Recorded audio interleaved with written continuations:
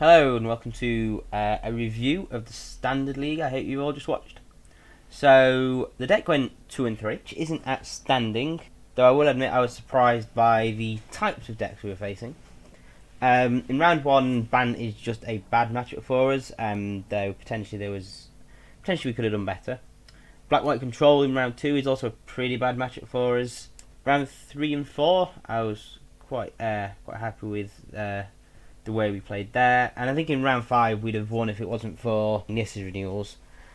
So looking at those results and looking in particular at how we sideboarded, I've changed the deck and the sideboard. I think the sideboard was actually pretty bad going into that league. I think we set up a lot for White Weenie in the sideboard, and that's really not that popular, particularly due to Liliana. Liliana is also another reason why some cards in our deck were just useless.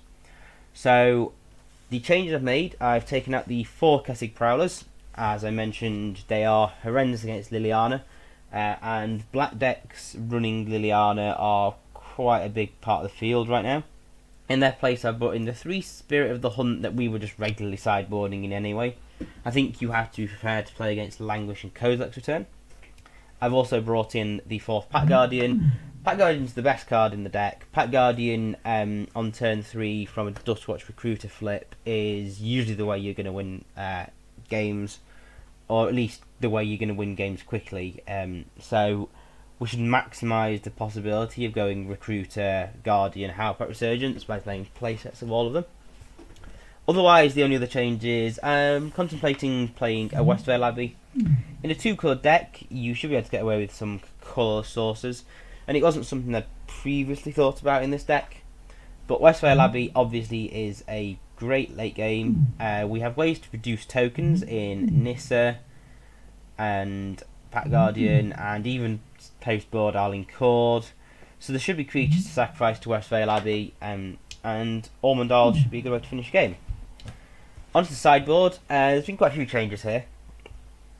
We've not cut any of the Fiery Impulse or Kessig Forge Master.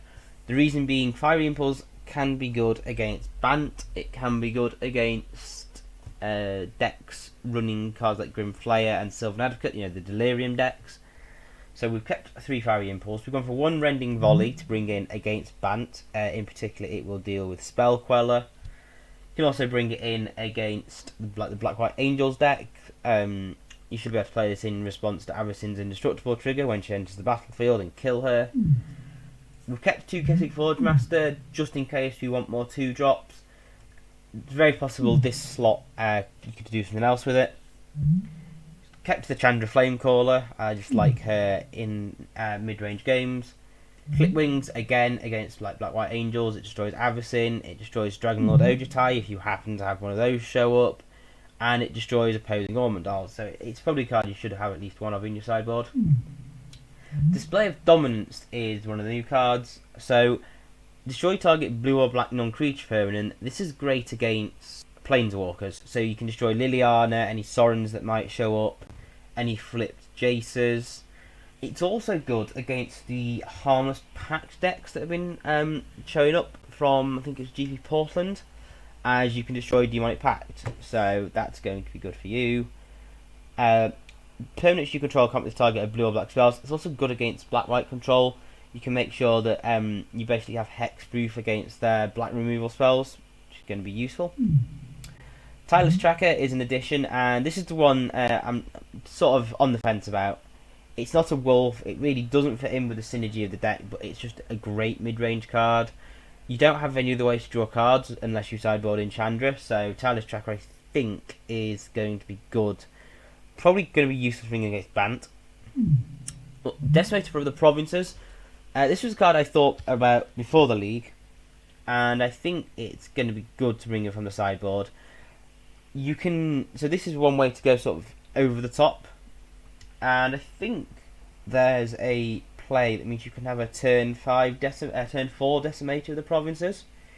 If you go with Dustwatch Recruiter, turn 3 Pack Guardian, and emerge the Decimator, sacrificing the Pack Guardian, the Decimator should cost 5 -1 for the Dustwatch Recruiter, so that's 4. And a turn 4 Decimator Provinces sounds like game to me against most decks. And we've trimmed one Arling Cord and gone down to 2, but again, I think she's useful in mid-range games where you want to produce tokens. And just she's sort of got a bit of a toolbox approach to her as well with the multiple abilities she has. So I think she's useful having 2. So yeah, this would be the deck I would take to my Friday Night Magic.